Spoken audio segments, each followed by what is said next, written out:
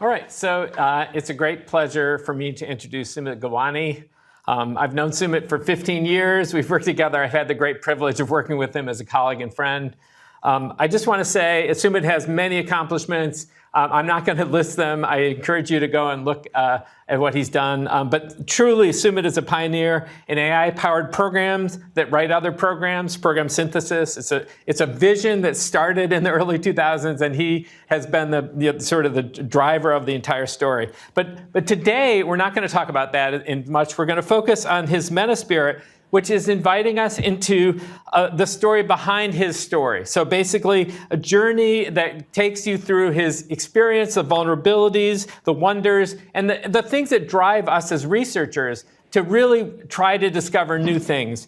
So I hope you'll laugh. I hope it'll give you a chance to reflect on your experiences and maybe have a few moments of deep emotion. And we're going to see where, and this is something that's very important, especially in these days of AI, where technology and emotion interact. Like, it's not just about building better technology. It's really about building technology that serves people. So I hope that when we're done, you'll leave with storytelling tools that illuminate not just your research, but also your life. And with that, please welcome Sumit Gulwani. Hi, I'm Sumit Gulwani. I work at Microsoft, and today I'm going to talk about how I became a storyteller. Cut. That's how the old Sumit would have started this talk. Simply repeating what you already knew from the slides. Uninspiring. Let's do a retake. Actually, I'm going to break this rule one more time, because the title slide is just a little bit too cute. Lights, camera, action. It was March 6, 2018. I rushed towards this very venue, completely unaware that it would become the most transformative learning day of my life.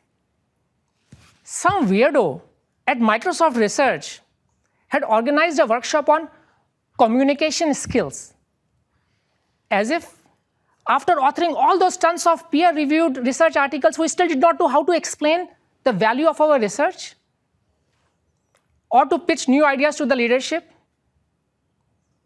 Or maybe they were worried about our emails and LinkedIn posts, or our awkwardness in giving feedback to others and resolving disagreements. Or maybe inspiring collaboration across roles and teams. But whatever the concern be, they thought they could fix it using storytelling? Are you kidding me? We are techies. Why train us to write Harry Potter novels? Anyways, I showed up mainly to socialize.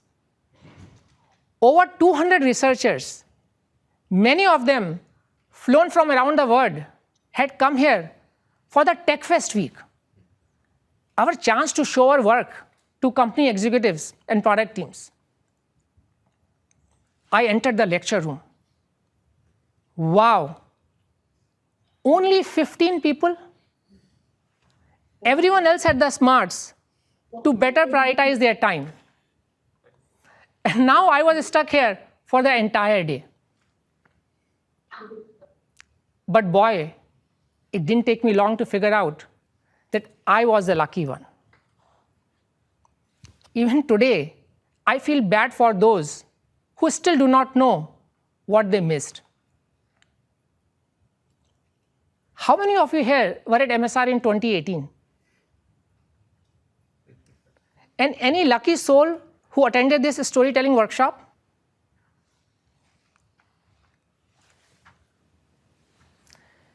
The workshop was run by Mario Horaz.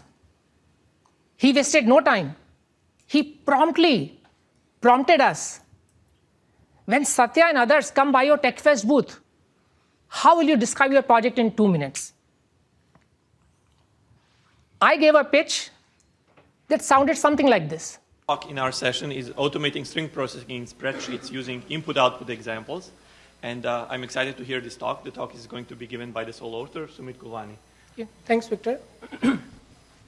So I'm going to talk about how to automatically synthesize programs that manipulate strings from input-output examples. Program synthesis has been an old field of study, but today it deserves renewed attention for two good reasons. It has almost become a natural goal since billions of people today have access to computational devices such as cell phones, computers, and in the future probably robots. But these people are not expert programmers. And this young dreamy guy goes on. Quite typical of our research presentations, isn't it? Mario worked with me to refine this into a version that would make people curious, lean in, and actually care. This is what it became. 9 years ago, I was returning from a conference in an airplane, and there was a lady sitting next to me who was very impressed to know that I'm a PhD in computer science and that I work for Microsoft Research. So I ought to help her with the task that she was struggling with. She opens up her laptop, fires up Excel, shows me a column of strings that she wants to map to a different format. She gives me a couple of examples to explain her intent, and then asks me for a program that can do the transformation. Now, at that time, I had to excuse myself out of the situation because I had no idea about the programming model underneath Excel. But after I got back home, I tried to search for a solution to that problem.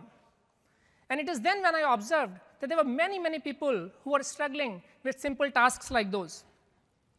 So here is how such an interaction went on at Health Forum. So an end user would ask an expert to give them a program that can translate the string on the left side of the arrow to the right side. Now the expert looks at this and sends them back a program which extracts 2 characters starting from the 5th character. The user takes this program and runs it on the data set and figures out that it does not do the right job on another input that they have, and they send a second input-output example to the expert. So what do you think is the end user trying to do here?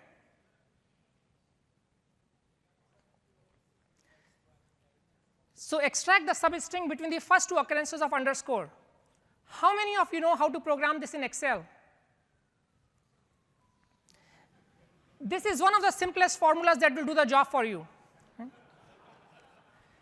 The end user takes this, runs this, and is happy, and sends a thank you to the expert. Now, this inspired me to develop a technology that can automate the role of this expert on the Health Forum and can automatically generate such programs from a couple of examples. And this led to this feature called Flash Fill, which shipped in Excel 2013. And let me quickly show you a demo of this technology. Feels different, right? What do you notice? Customer empathy, audience interaction, and a protagonist with a real-world problem. This story-based narrative is so much more powerful because it reveals the why behind innovation through human connection. It's a story born from deep empathy, from grasping the user's unmet and unarticulated needs. And it is this connection that makes a story memorable. Cognitive psychologist Jerome Bruner found out that when a fact is wrapped up in a story, we are 22 times more likely to remember it. And it is the same human connection that influences human action. In 2009, journalist Rob Walker did an interesting experiment. He bought 200 objects off eBay, old dusty objects like this figurine, for an average price of $1 each. Then he called up 200 authors and said, hey, want to be part of significant object study? I want you to write a story to one of these objects. And then he put the objects back on sale. But this time, each object came with a story. So what do you think was the average resale price? 80 cents or $1.20 or something else? $20. $30. Make it a few fold more, or almost close, $40. We like to think we make decisions based on facts, and we focus on creating slide decks with all the right numbers, believing logic will win people over. But the truth is, decisions are driven by emotional instincts. And that's why stories are far more powerful than statistics. Here's a typical stats-based narrative. This is from a feature we shipped in Visual Studio called IntelliCode Suggestions. Developers love it. These suggestions help them edit code faster and type less. This slide attempts to capture that impact through usage statistics and few tweets. Maybe good enough for a research paper or a performance review.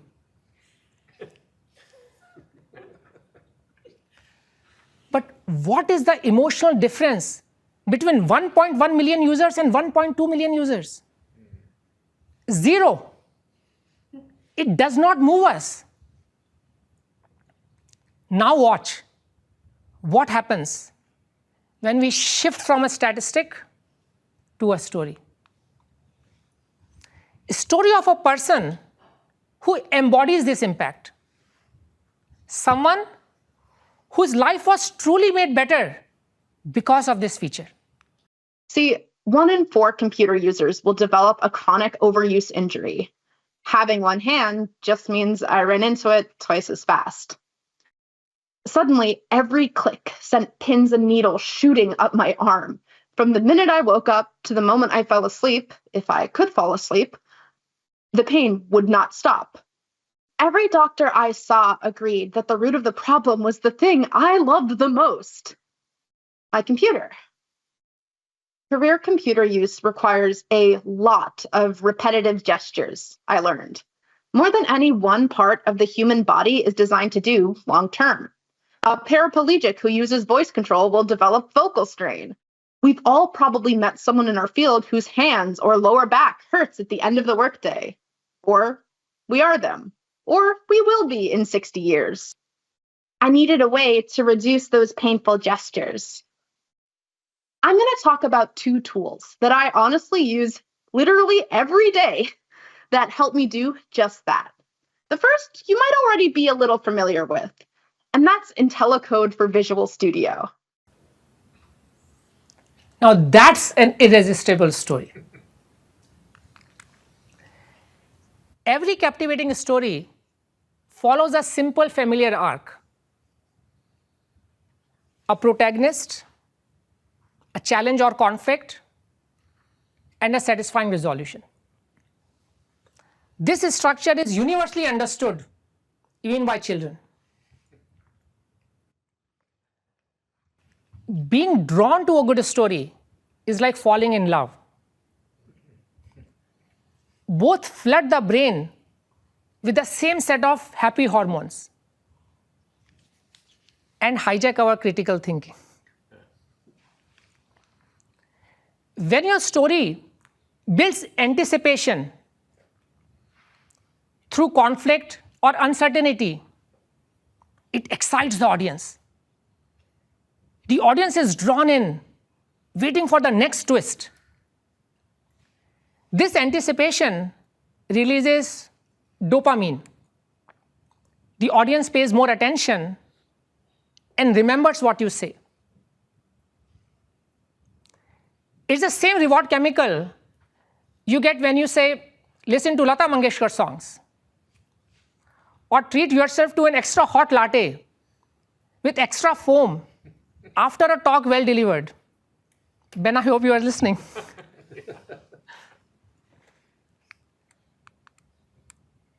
When your story sparks empathy, say through inner dialogue, relatable heroes, or moments of vulnerability, it releases oxytocin, the love hormone. This makes the audience generous, and it trusts and bonds with the storyteller. Same feeling you get when you help someone, hug a friend, or take a walk by the riverside with a loved one on a chilly but sunny day. And when your story incorporates light-hearted moments, it releases endorphins, the feel-good hormone.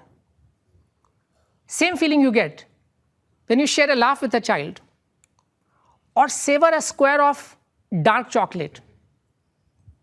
Now you know everything about me. But here is the thing to remember.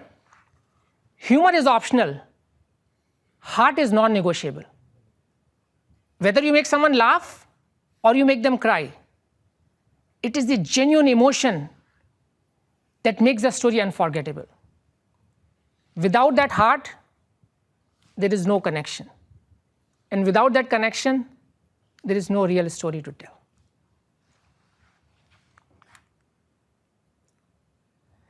Now I will show you a snippet which combines all these three ingredients, also known as Angel's Cocktail. So here is the setting. My first conference after COVID. Much of my work and that of other researchers had started to appear irrelevant thanks to the rapid advances in AI. Yet, I'm romantic enough to mount one last resistance. This 5-minute snippet will show you the central conflict of the talk. I'll introduce analogical reasoning. I'll introduce flash fill and show that it's weak. I'll introduce GPT-4 and show that it's strong. And just to set it up for you, my first story begins with my young son Sumit struggling to understand a math theorem. So when Sumit was a preschooler, I wanted to teach him his first math theorem, that when you add two odd numbers, you get an even number. One day, I showed him lots of examples, but I failed. Another day, I made it much more fun by trying different kinds of toys in the house, but we both struggled.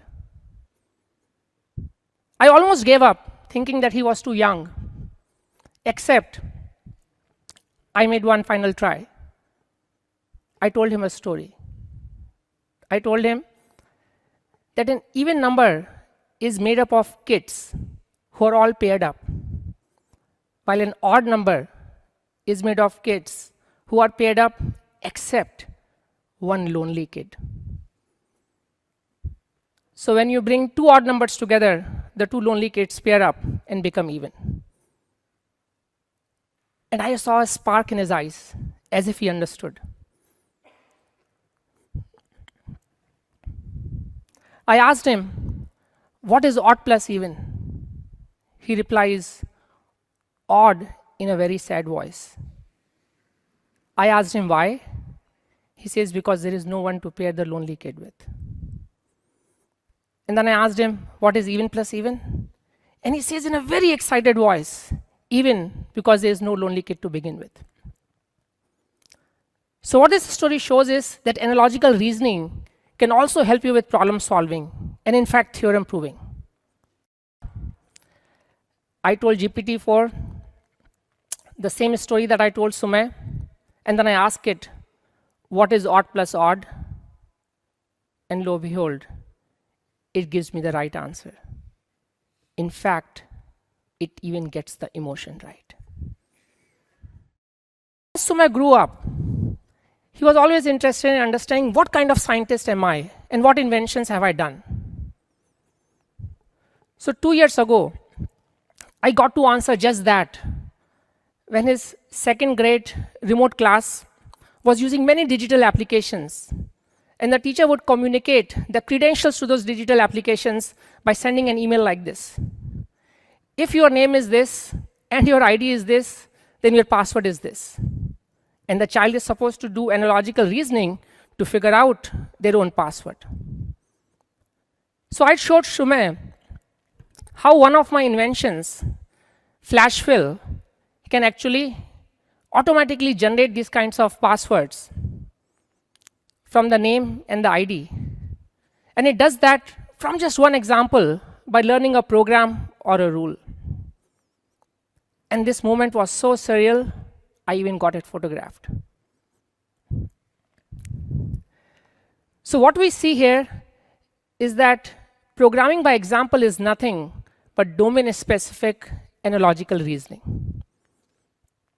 So flash fill can solve a wide variety of string analogies.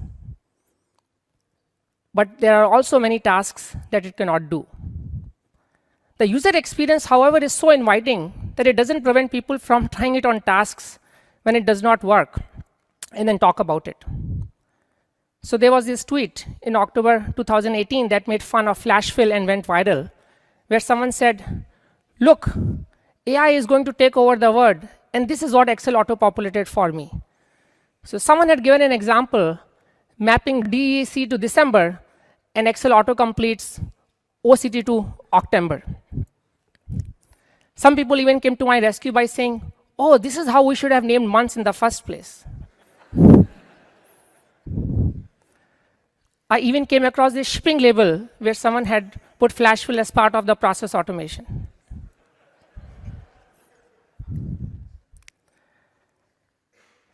Sometime later, GPT-3 comes out, and we observe that it can actually handle this task correctly. And then someone inside Microsoft calls me up and says, you know what? We no longer need flash fill.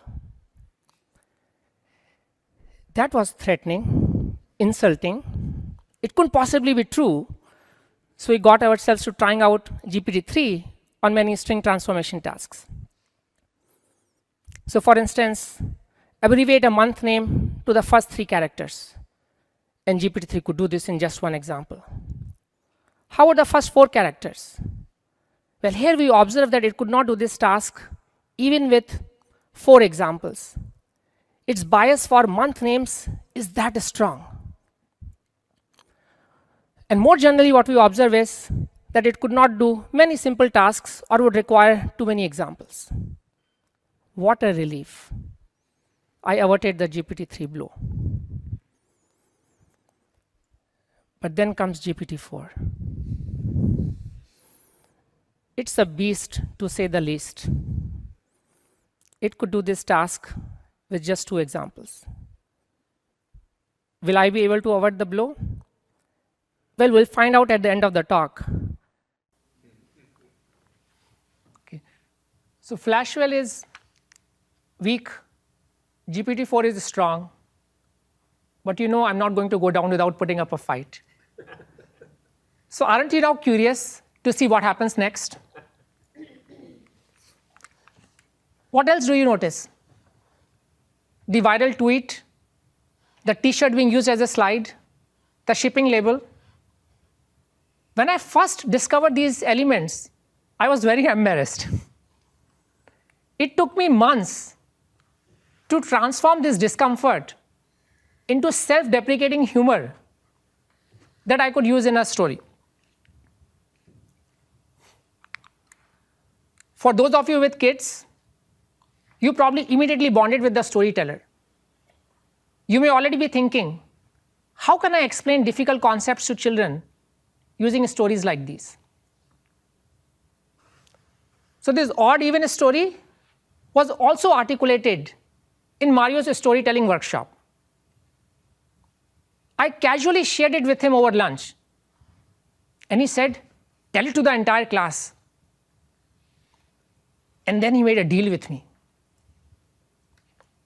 I'm going to tell you something very intriguing about this story. Would you let me use it in my book? And what he told me next completely blew my mind. My instant reaction, I don't believe that. But a few days later, I was actually able to validate that. Now, if I don't tell you what that insight was, isn't that annoying? Actually, as an example, I will not tell you that now. Experience what it feels like with high levels of dopamine. Would you say your focus and attention went up? This is the art of planting an idea such that it sticks. I know all this might sound a bit daunting, but from here on, I will break it into simple practical techniques. The first lesson is to start strong. You're not just competing with other speakers, but with phones and wandering minds. Research shows that you have around 10 seconds to capture an audience's attention. A strong start can take many forms. A story, like what you've already seen, an inspiring quote, something that you will see later, or even a surprising fact or a gripping question that sets up the promise. But first, you need to get them into the room. That begins with an abstract that sparks curiosity. Once I even wrote mine as a poem. Now that they are in the room, your title slide sets the first impression. Use it to set a tone with a single sentence and a striking visual. Have you heard of 6-word stories? If not, look them up. Let me now show you some of my favorite title slides. What impression do you get when you stare at this slide for 3 minutes while the audience settles down and the host introduces the speaker? Boring. Now look at the version with this visual. This is from 2016, when AI and robotics were still nascent. Hopefully, this sparks wonder about futuristic applications of task automation using examples. Now examine the role of the visual in this one. It hints at a broader story. AI-assisted programming is not just for developers, but for data scientists, end users, and even students. And it does that with a fun nod to the Microsoft logo. And this you have already seen, a catchy 6-word title with a dramatic visual that sets up a cinematic tone. Another storytelling principle, show, don't tell. Use dialogues and sensory detail instead of exposition. Use images instead of text. Now, instead of telling you more, let me show you. Earlier, I would use stats of this form, trying to boast about flash fill. Later, what I realized was that a dialogue of this form was sufficient. After all, it's not every day that your work makes it into middle school computing textbooks. Here's another example of a powerful transcendental dialogue. This is the best award I ever received in my life. Each such dialogue has the seeds of a powerful story. Here I wanted to show the massive gap between supply and demand in education. And again, a dialogue and a visual can often say much more than what any stats ever can.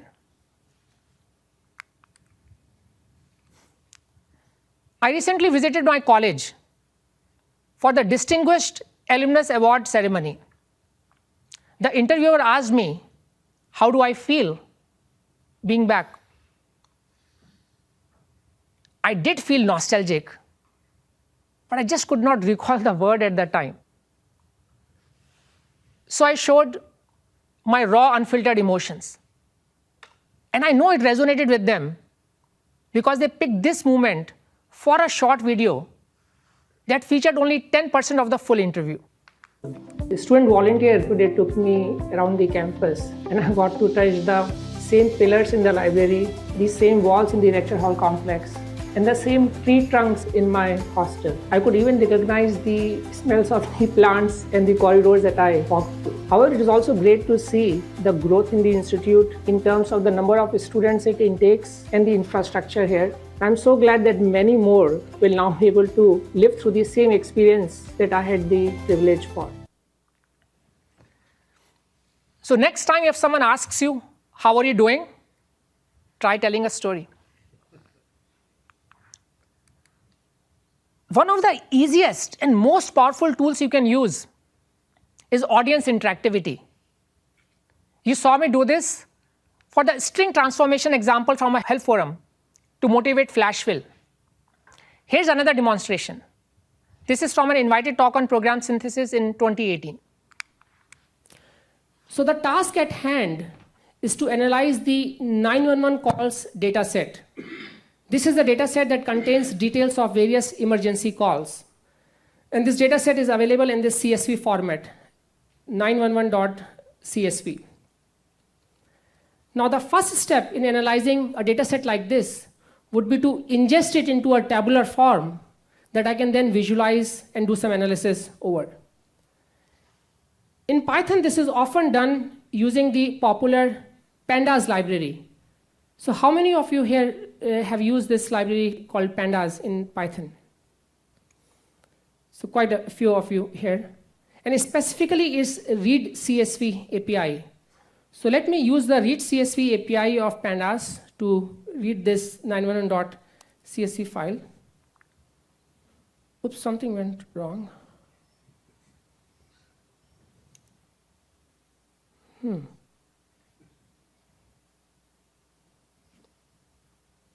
Does someone know what might be wrong?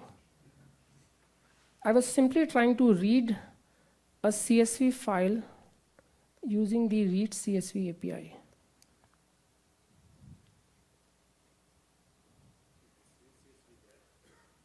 That's a good idea. Let's take a look at the CSV file. Aha! This is not a pure CSV file.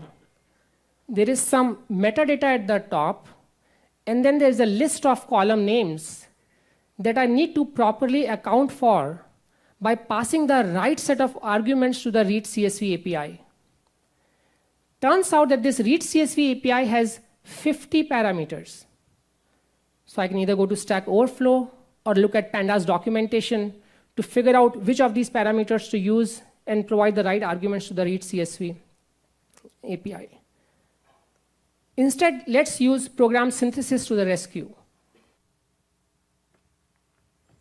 So while playing a prank on the audience, I made them experience the frustration. And that created the perfect setup for them to care how AI can change the game.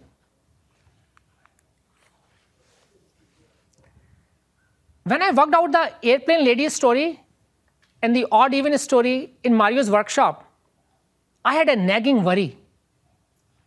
How long will I have to wait before another interesting story comes along? Mario smiled and said, stories are flowing all around you.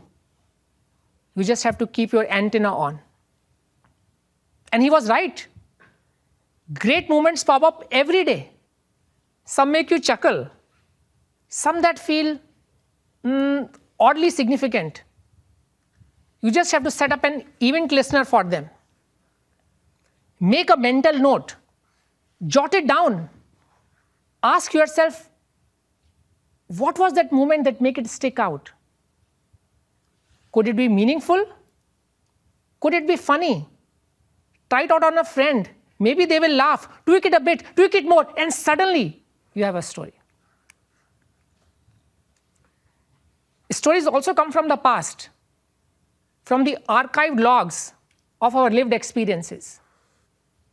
These moments may seem ordinary when they occur, but they gain deep meaning when you query them later and join them.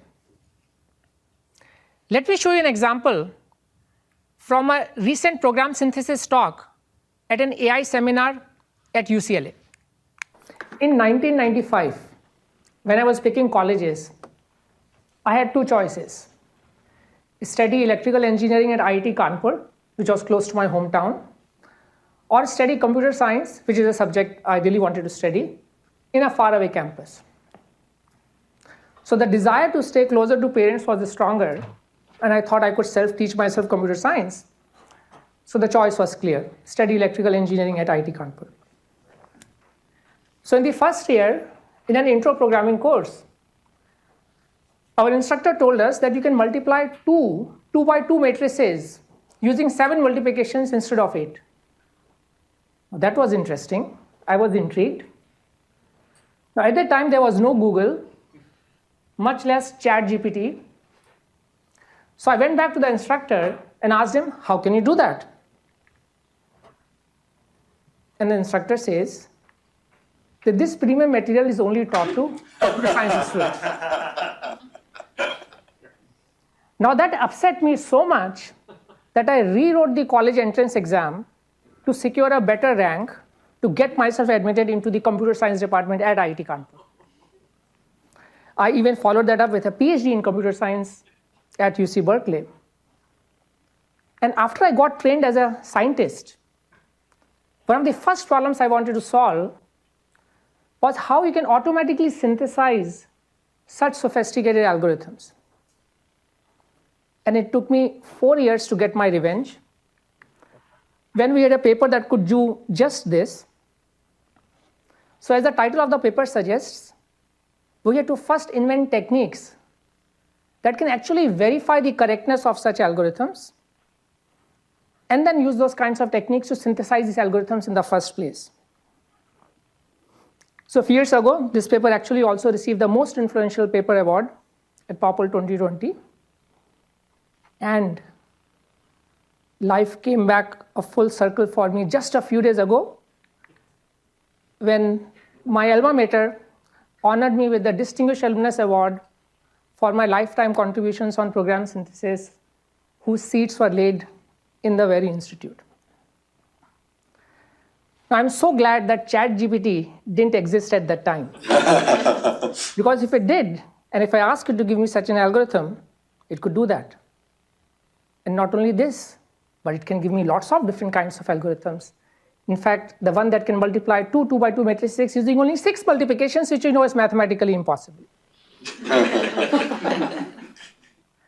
So now, it is time to go back from program synthesis to program verification.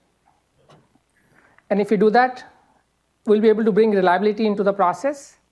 And maybe this is the path that is going to also allow us to discover new algorithms in the first place.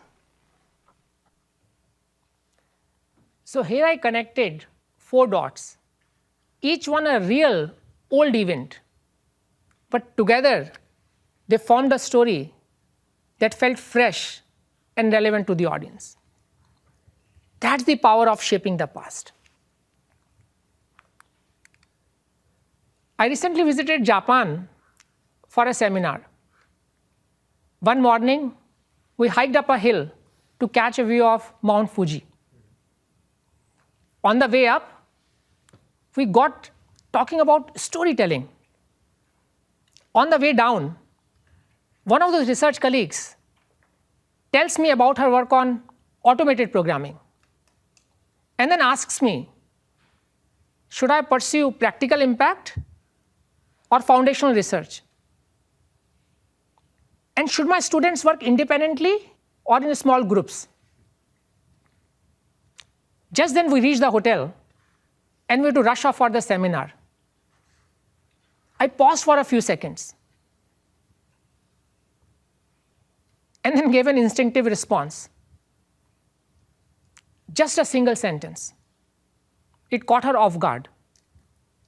But once she processed it, she smiled and we parted ways. What did I tell her? The answer was actually on the second last slide, but you probably don't remember because I didn't wrap it up in a story. I told her, pick the choice that will help you create a better story, a story worth sharing. So that's another place where the stories come from, the future. It's not something that's often talked about, but it's a perspective that I find especially powerful.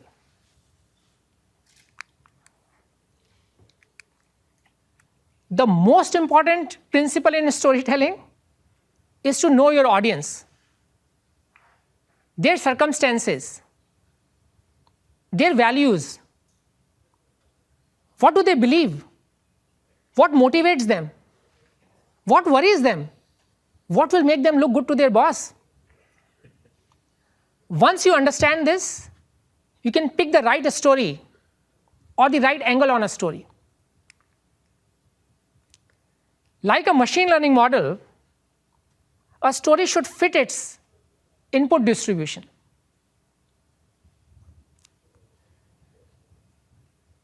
Once I shared an earlier version of the Flashfill versus GPT-4 story with a group of corporate executives.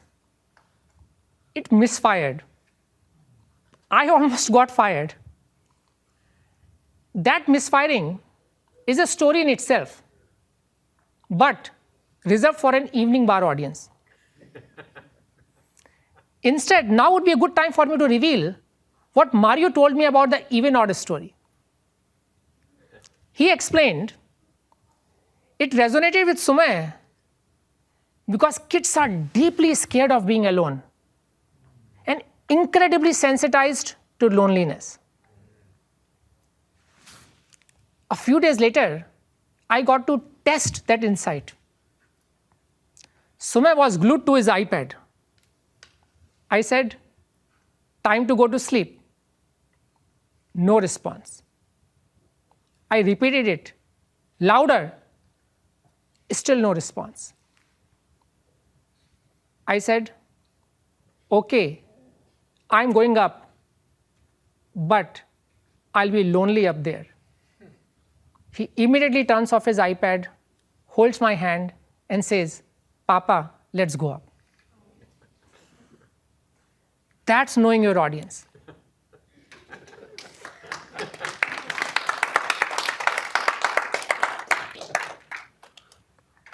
One way to act on this principle is to adopt a giver's mindset. Takers want applause and a buyer. Givers show up to share and inspire. Audiences, being highly attuned social animals, can tell the difference. When you adopt a giver's mindset, it makes you likable. The audience is pulled in. It wants to partner. You get confidence by letting go of the win-lose mentality. Giving is about their success, not yours. I still find this the hardest thing to remember when I start putting together a talk. I have to remind myself, I'm speaking to give.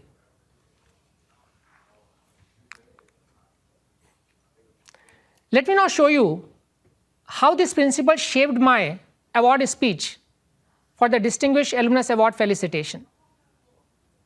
The audience here deeply cares about my journey and the values that inspired it.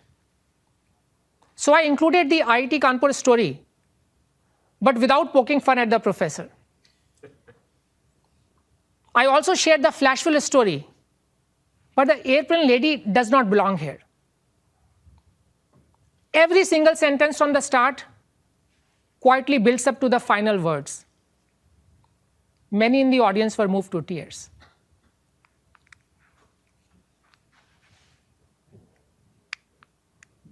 I entered IITK in 1995 in the EE department. My intro programming course inspired my love for computer science so much that I reappeared for JEE in 1996 to secure a better rank to enter the CS department. My lectures in economics taught me to value the what of research, focusing on simplest problems with most impact. In sociology, I learned the how, which comes through teamwork within a culture of trust. But the inspiration for why came from my father. He was a civil engineer who built roads and bridges. And he would always nag me, how does your research help common people? Until I invented Flashfill which jump-started my career. My father lost his own father when he was only 4 years old, and his family faced financial hardships. He studied beneath a street light so that his son never needs to do that. And yet, in a way, I did.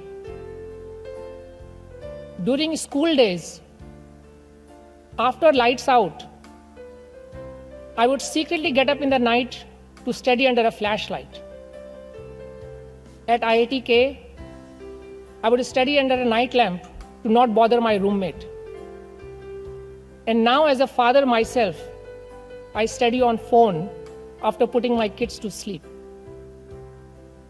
My father taught me that the shortcut to success is through hard work. I would like to dedicate this recognition to him. More than anyone, he would have been the happiest to see me standing here. I miss you, Papa. Thank you.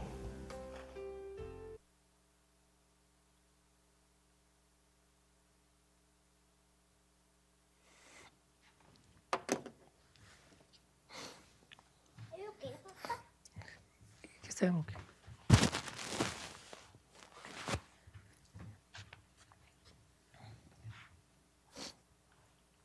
Okay, you know what? My best gift was yet to come. Another suspense. We will unwrap this gift after the next slide. Storytelling is an important part of leadership. The ability to inspire and influence others, whether on large stage or in small meetings.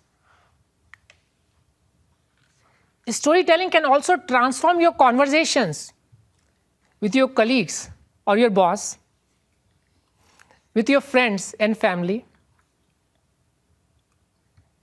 You may have something wonderful to say, but wrong words can take the joy away.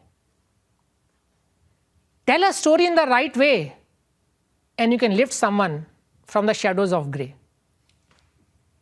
Stories have power.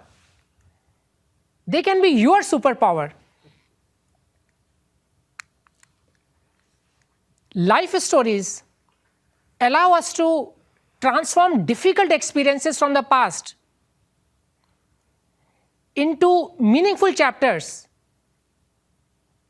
in the ongoing theater of your lives, allowing you to thrive in the future. My IIT-K experience, where I was denied access to computer science materials, initially made me bitter. I thought I had wasted 1 year. But over time, I transformed that bitterness into humor, as you saw in my UCLA talk. And then again into a sense of gratitude in my award speech. Both these feelings were real, but they emerged only after I worked on the story. We are the stories we tell, or we will be them. But the most interesting thing that I have figured out is this. When you tell stories with authenticity and heart,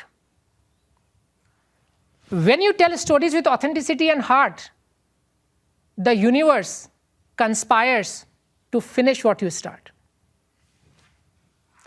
After my CAF talk, where I pitted Flashfill and GPT-4, I discovered new ideas to combine their complementary strengths as neurosymbolic systems. The act of storytelling deepened the work itself. So after my award speech about my father reached my second cousin, Kishore, he was deeply moved. He invited me to Jodhpur to see the house where my father grew up.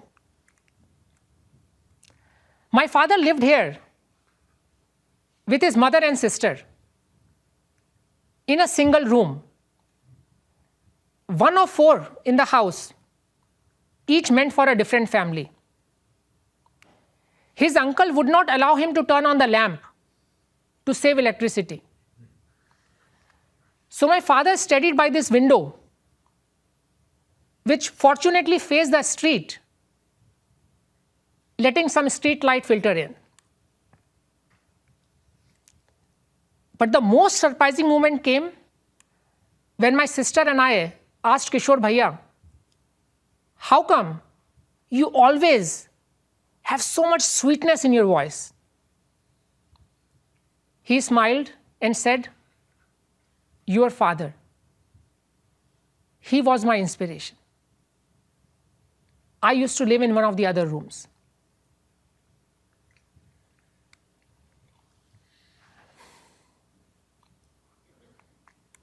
Okay. Now comes the part that I never thought I would care about. What distinguishes great storytelling from a mediocre one isn't the story itself. It's the storyteller. It's the experience you create for the audience.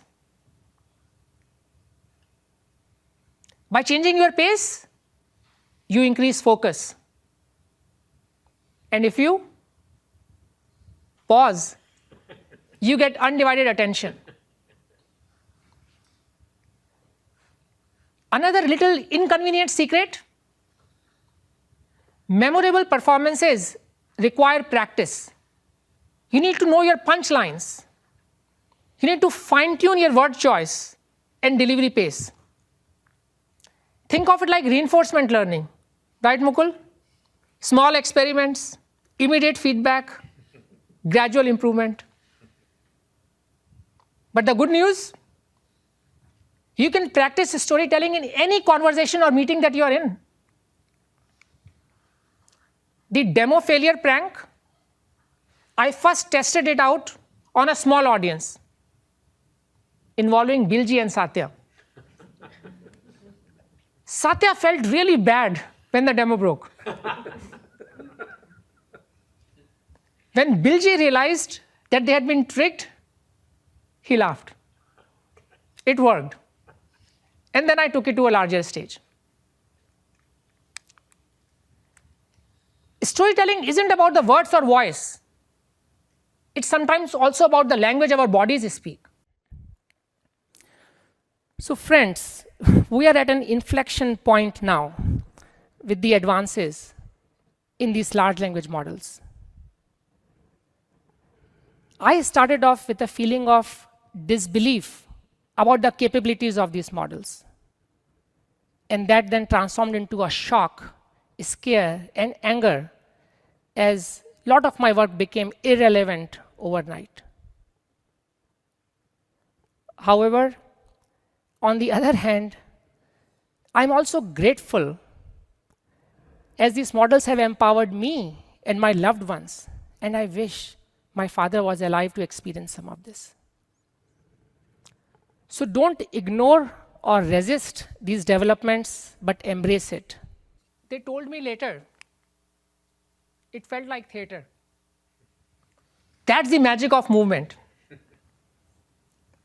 By taking a step forward, you increase focus. By tilting your head slightly, you increase empathy.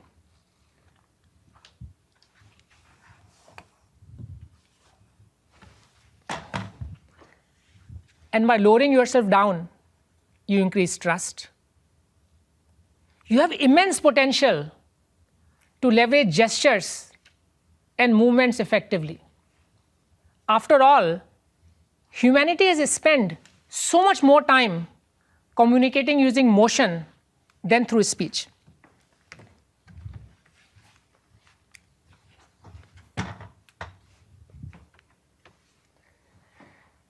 Recently, I was invited to give a talk on AI in education at my high school teachers' celebration. Just before my talk, I found out that I was scheduled after a dazzling musical performance, an inspiring speech by the chief minister, and a presentation from a SpaceX astronaut. And to top it off, I was the only one speaking remotely. My sister texts me, you better have an engaging speech. Well, I can't really pull out a rabbit out of my hand, or maybe I can. With little time left, all I could do was to ask my kids to quickly grab some rabbits. I mean, props that I had referenced in my talk. They were amused, but they did it. Let's watch the first minute, where to my own surprise, I was able to build instant rapport.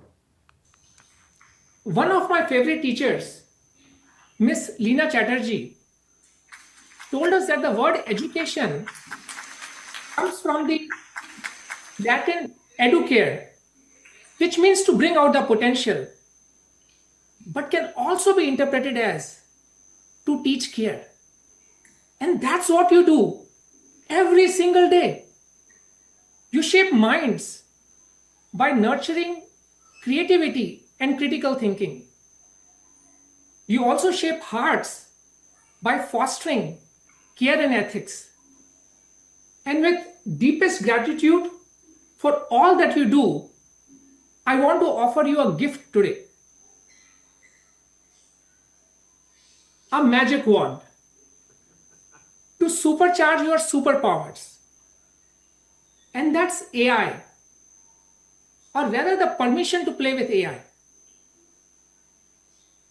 Now, before we dive in, can I have a show of hands, please? How many of you have used ChatGPT? Most of you, as I can imagine.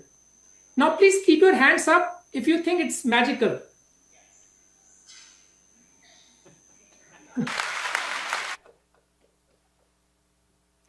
So such light-hearted movements relax the audience and make them more receptive to what you have to say. In the next 30 minutes, 10 rounds of applause, as I shared 10 personal stories from my life as a learner, as an educator, as an AI scientist, and as a parent. Many of you have rich life experiences like these. You should be able to craft a talk like this for your own school. A strong start hooks the mind, but it is the sweet end that leaves the memory behind, like a dessert that makes the meal divine. One sweet ending style, which you will notice in this talk, is to circle it back to the opening story, delivering on the promise that you set up at the start. But first, let me show you two other ending styles. A classic call to action, and the other one is my own. I call it transcendental summary. Start a prompt of the month wall. Build a growing library of prompts and rubrics. You are 4,000 teachers in one school. No other school in the world has this kind of creative power. You are the world's largest learning lab. And when 4,000 educators start experimenting together, sharing what worked, what failed, what surprised, you don't just adopt AI, you shape its future. These days, whenever I meet someone, I often ask them, what is your favorite prompt? Because that one question opens a whole world of imagination. I look forward to seeing yours. And let me share my recent favorite. I asked ChatGPT what Dr. Jagdish Gandhi might have said of this speech, and it offered this beautiful reflection. So for context, Dr. Jagdish Gandhi was the iconic founder of this school. He passed away last year. And here ChatGPT imagines the spirit of responsibility and creativity is being called in for teachers as well. Education must not be passive in the face of change, but playful and courageous. His daughter called me later and reflected, this is exactly what Papa would have said. The most magical moment came after the talk. As I alluded before, the universe wants you to tell your stories. And when you do, it will reward you in mysterious ways. Just before I could disconnect from the Zoom call, they said, "Stop. We would like to call someone on stage." And then I saw her. Miss Leena Chatterjee, my teacher. After 30 years, I have no words to describe that moment.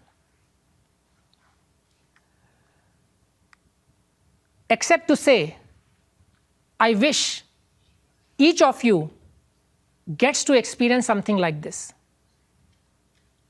After all, education is not just about information. It's about the connection between the teacher and the taught.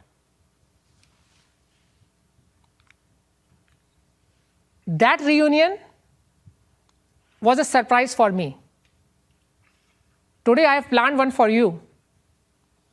I'm honored to have my storytelling coach, Mario Huraz, join us here in the very same physical space where this journey started. Mario, would you please stand up?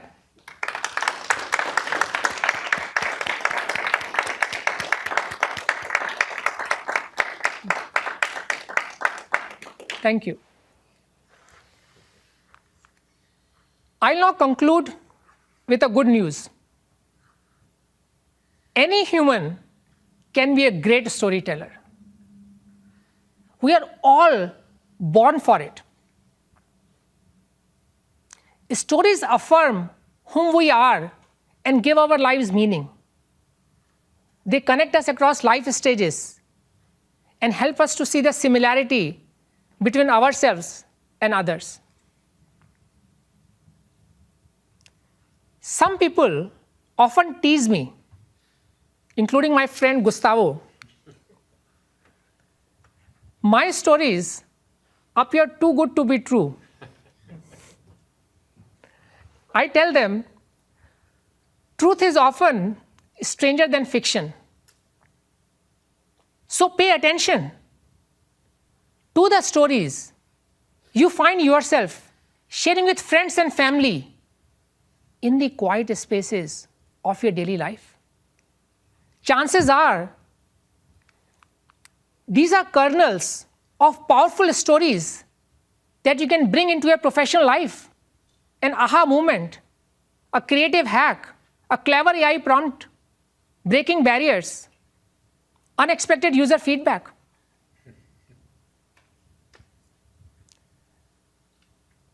This odd even story, I first wrote it down as part of a 5-story blog post for Sumit's 5th birthday, one from each year of his life. When I shared it with my PhD advisor, George Nakula, he replied, "It's not how many strangers will find this inspiring, but I predict your children will." My own daughters, now 16, have started asking to hear stories about themselves as babies. I had my own, but many details are forgotten. I wish I wrote them down. And he was right. Years from now, these stories won't just help your professional career. They will be part of your family memories, woven into how your children understand who you are.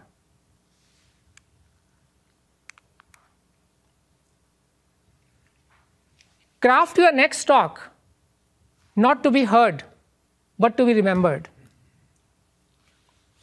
With these 3 chemicals and the giver's mindset, you won't just inform, you will transform.